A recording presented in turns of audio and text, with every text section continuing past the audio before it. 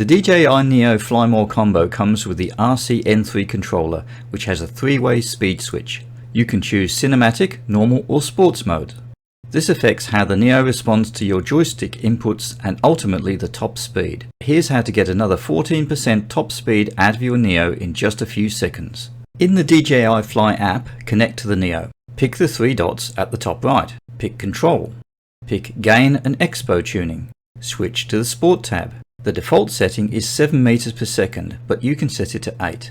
That's about 29 kilometers per hour rather than 25, or 18 miles per hour instead of 16. You can set lots of different speeds here in each of the 3 modes. The default settings and ranges are shown here, so pause this screen if you need the detail.